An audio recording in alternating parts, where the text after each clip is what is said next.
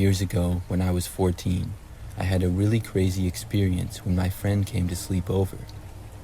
My best friend Ryan was coming over to hang out and spend the night. On this night in particular, it was a weekend, and my sister was staying over at her friend's house.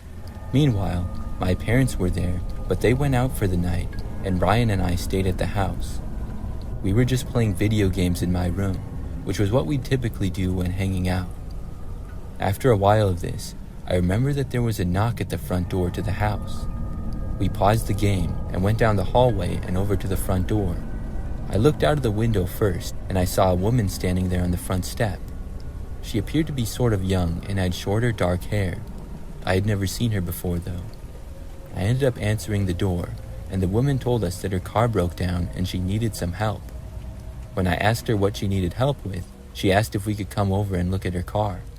Neither of us really knew anything about cars though. I told the woman that I wouldn't be much help and told her that she should call a mechanic or something. The woman still asked us to come over to her car. I did not see her car, but I assumed that it was down the street. As a kid who didn't even have my license, I knew that I wouldn't be any help. I asked the woman what happened to her car though. If it was a flat tire or something like that, maybe we would be able to assist her. She said that she didn't know, but the engine wouldn't start. I knew that was outside of our ability to help, and I told her that we couldn't, but maybe somebody else could. I also had a sort of bad feeling about it as well. So finally, the woman said okay, and she started walking off. I went back inside, and Ryan and I then went back to my room. We continued playing video games for a while. I remember though, at one point, I left the room. As I was passing by the front window, I saw the same woman was back and she was walking through the front yard. I stopped and watched to see where she would go. The woman ended up leaving the yard and going back out into the street. She didn't seem to notice me watching her, but my bad feeling about the woman stayed the same, and I wondered what she was up to. It had been a little while since she had been at my house.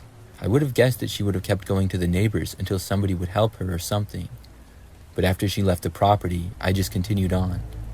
Ryan and I kept playing video games together until at least another hour after that.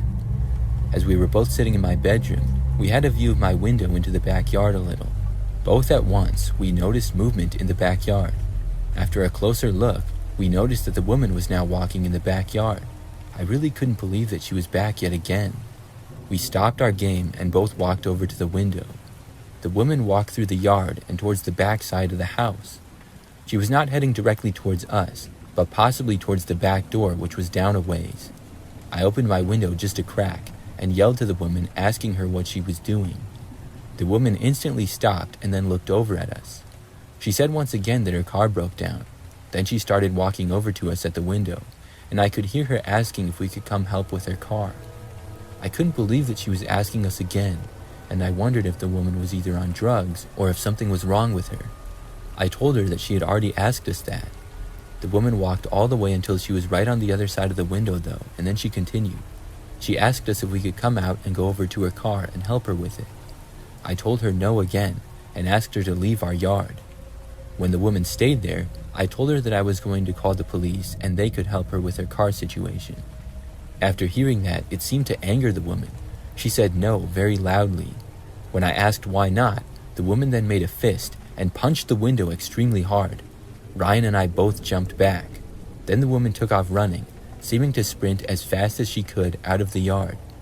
We went around to the front of the house and watched her make her way into the street and then go out of sight. Ryan and I did call the police then, and we told them of the whole situation. The woman was acting very suspicious, if nothing else. They came out and we talked to them briefly, and they said they would go look for the woman. I didn't hear anything more about it though. Soon after, my parents returned home. Ryan stayed the night, and we had no more interactions with the woman. Sometimes I wonder if she even had a car, or if she was just trying to get us out of the house for some reason. I really don't know where she came from or where she went either. It was really weird.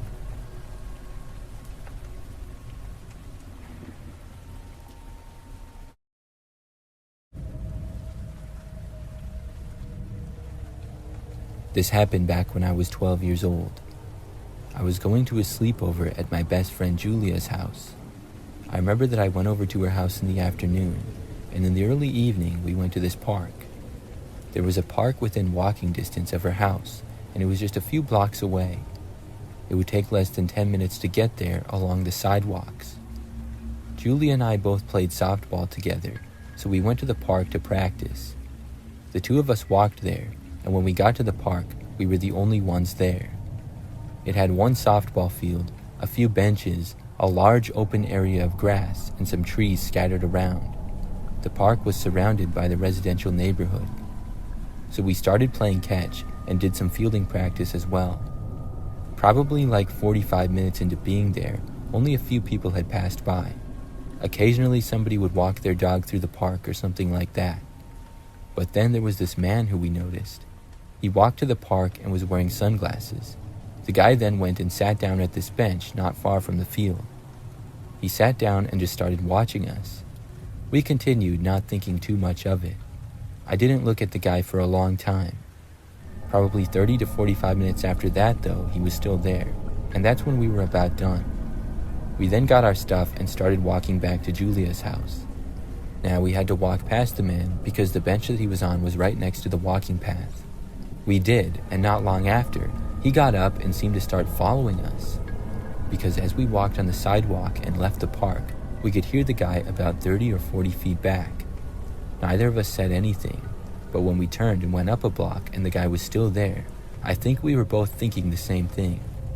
I remember that Julia suggested we not go straight home and we take a different way. She didn't say why, but I knew it would be to try to lose the guy following us. At the end of that street, we went right instead of going straight. Then we went right again at the next block. I stopped hearing the guy, and after looking back, we didn't notice him following anymore. We then went and turned around, and then went around the block before going back to Julia's street. Once we got there, we did not see the man, and we went inside of her house. Julia and I hung out inside, and I had my sleeping bag and stuff to stay the night. So we were both in Julia's room just hanging out and talking hours later, and we both stayed up pretty late.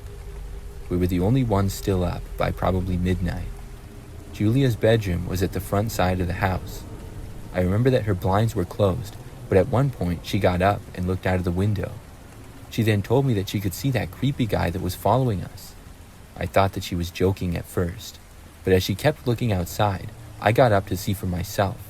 When I got to the window, sure enough, he was there. The guy was standing on the sidewalk right in front of Julia's yard. He was still wearing sunglasses and kind of looking around. We were wondering what he was doing.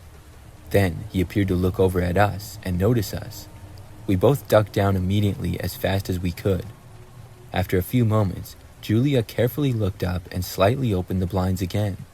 When she did, she said that he was coming into the yard. We both ran out of the room and into the hallway. Julia then went and woke up her parents. Meanwhile, I did not hear any kind of a knock at the door or anything. I wasn't sure where the man was.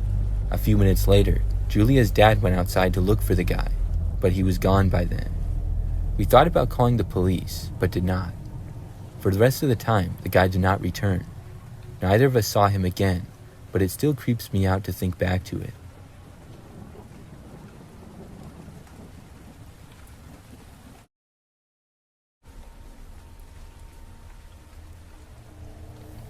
I remember one time I went to this sleepover with some friends when I was really young.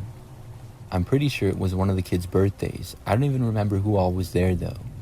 I knew maybe 3 of the kids out of the probably 7 or 8 that were at the sleepover. What I really remember though was that we all went to sleep in the kids' bedroom. It must have been pretty large to fit us all, and we all had sleeping bags and were on the floor.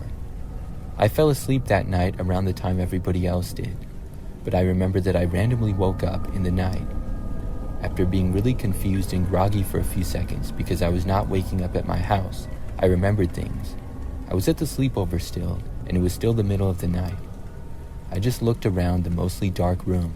The only real light came in from the window, which did not have any blinds on it or anything, and that's when I noticed that another kid was up. I can't remember his name. I hadn't really known him that well, but he was standing at the window, and I realized that a person was outside on the other side of the window. This was really strange. The person appeared to be a man, but I couldn't really see. I just laid there and watched, and I noticed that this kid appeared to be talking with the man at the window. I had so many questions, starting with, who was this man? Why was he at the window? And why was this kid talking with him? The obvious guess was that he was possibly going to try to kidnap the kid or something. I remember that at that point, I sat up. This was maybe 10 seconds after first seeing what was going on. At that point, I saw the kid turn around and look at me. Then the man at the window quickly disappeared and ran away. I didn't say anything. I'm not really sure why. Maybe I was just so confused. Or maybe I was just truly speechless. Anyways, the kid then walked over, got inside of his sleeping bag, and seemed to go back to sleep. I just turned over and I tried to go back to sleep myself. And eventually, I did, and I didn't hear or see anything else strange. I also was not woken up for the rest of the night. When everybody got up the next morning, we all went to the living room and kitchen for breakfast. I remember that it was then that I saw the kid, and I asked him who was at the window. Surprisingly, the kid completely denied it. He said that he didn't remember going to the window or anything. I told him what happened, and he claimed that I must have been dreaming it. I was so confused. I knew that I wasn't dreaming it, but I didn't say anything else about it for the rest of the time. Well, I ended up seeing the same kid again probably a few months later. It was at another kid's birthday party who we both happened to know. There, I brought it up again. This time, he did not deny it. He told me that he randomly woke up in the night and saw this guy at the window. The guy then waved him over, and he went, thinking that the guy must have been a family member of one of the kids or something. He opened the window, and the guy was telling him to go around and unlock the front door. That's when he saw me, and the guy ran away. He said that he just went to bed after that. He told me that he denied it because he thought he would get in trouble or something. I'm not really sure why, but I'm really glad that the kid didn't listen to the man and unlock the door. And I'm really glad that I woke up when I did.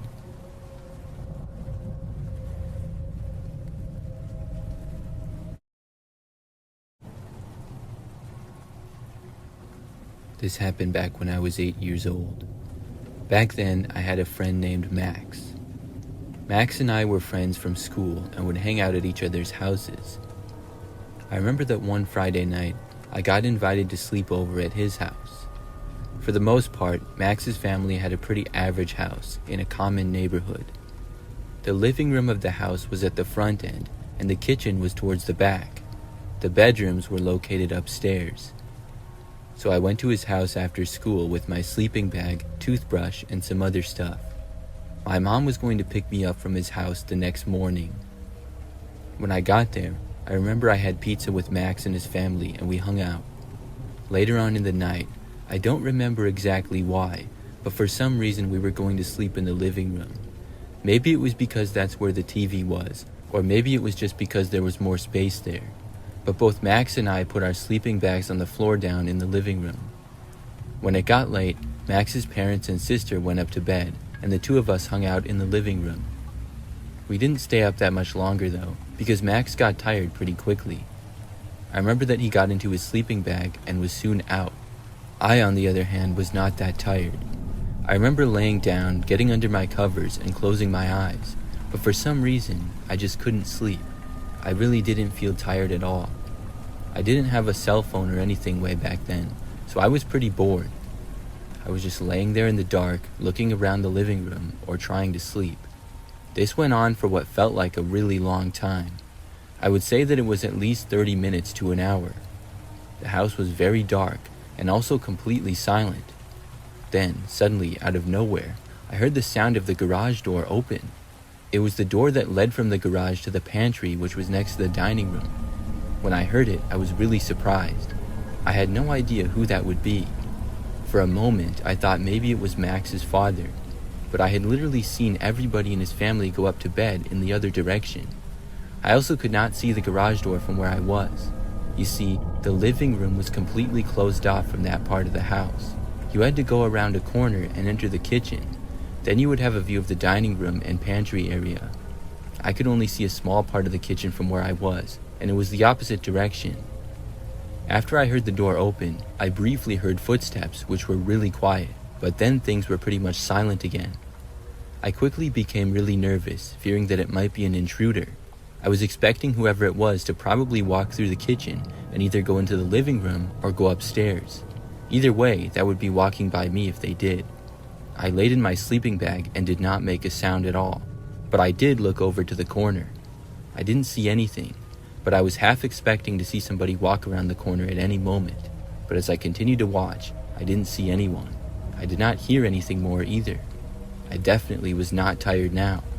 I just kept laying there, not knowing what to do or what was going on for the longest time. Maybe 10 or 15 minutes later, I still hadn't heard or seen anything, and I decided to wake Max up. I went over to him and tapped his shoulder. After a few tries, he awoke, and he asked me what was going on. I told him that I heard the garage door to the house open, and I thought that somebody had entered. He asked me if I was joking, and when I said no, he seemed to wake up. After whispering to each other and discussing it for a few moments, we decided to go and look. I was pretty nervous, but Max and I got up and walked over to the corner to go and see. We walked over, and right before we reached the wall and entrance of the kitchen, we heard the sound of the door opening again. Then, as we looked around the corner, we were just in time to see the garage door closing and somebody walking out of it. We did not get a good look at all of who the person was, but we could tell that somebody had been there. After the door to the garage shut, Max and I were both completely shocked.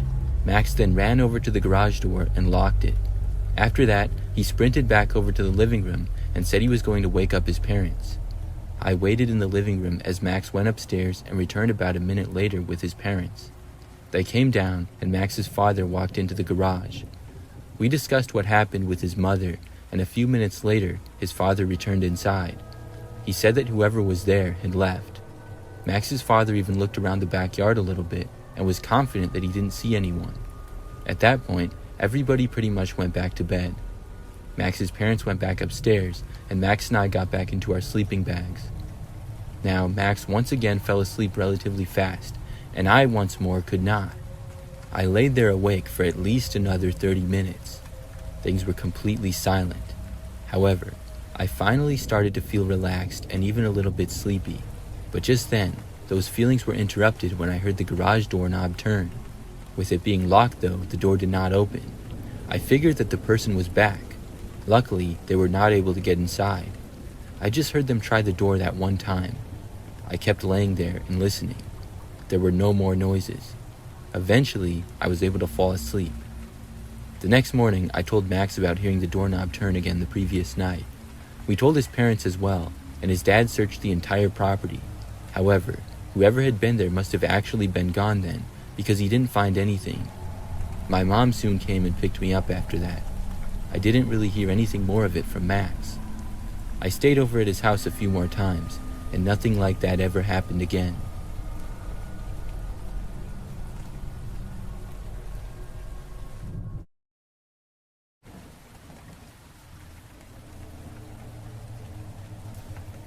One time when I was younger, I had a sleepover with 4 of my friends. We had a bit of a friend group and would hang out all the time. We were at Riley's house, which was pretty big and also pretty nice. What I really remember about the night started pretty late though. We were all hanging out and talking, and it was past midnight. All Riley's family, including his parents, had gone to bed upstairs. Meanwhile, we were down in the living room, which is where we would all be sleeping. So, at some point, the front doorbell rang. It obviously caught all of our attention. The conversation that we were having and the jokes that we were making instantly stopped. There was then dead silence for a few seconds. Then we all started talking again, wondering who it could be. Riley then stood up and started walking to the other side of the house where the front door was. All the rest of us naturally got up and followed. When we got to the front of the house, Riley said that nobody was there. We all went to the front door, and I remember that when I looked, sure enough, whoever rang the bell was gone. This was pretty strange. In fact, Riley took a few steps outside to look around. Nothing seemed unusual. We then all decided to go back to what we were doing. When we got back to the living room, the discussion became talking about who it could be.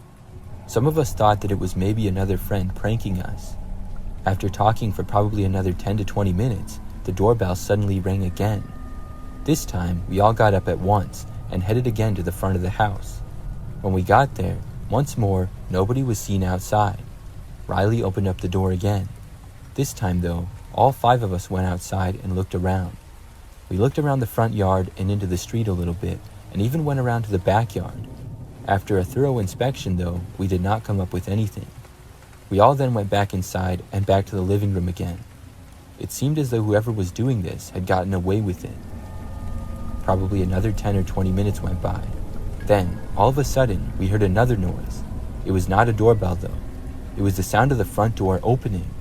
We could not believe it. But then, we realized that when we all went back inside, whoever came in last had forgot to lock the door. We realized that whoever had been doing this to us was now inside of the house. We couldn't see from where we were, and we were not close to the stairs to go up, but we were near the stairs to go down to the basement. So all at once, we ran for it and went downstairs. Once in the basement, we basically all hid. It didn't seem like a possible prank anymore. I mean, it was really late at night, and somebody had actually entered the house. For a while, as we all hid downstairs, things were completely silent. After probably 10 minutes of this, we started to whisper to each other. Then, after a while of this, we started to talk. Then finally, we decided to go upstairs and check. We hadn't heard any noises like somebody walking around or anything, so we carefully went back up. Once we did, we didn't see or hear anything. We checked the house and went upstairs. Nobody was there. We realized that whoever had entered must have left as well. We locked all the doors and then went back into the living room. There was no more ringing of the doorbell or anything. We eventually fell asleep, and the next morning talked about it again. We even searched the house again, but nobody was there. We're all still friends to this day and still bring it up from time to time. I have no idea who it was that did that to us.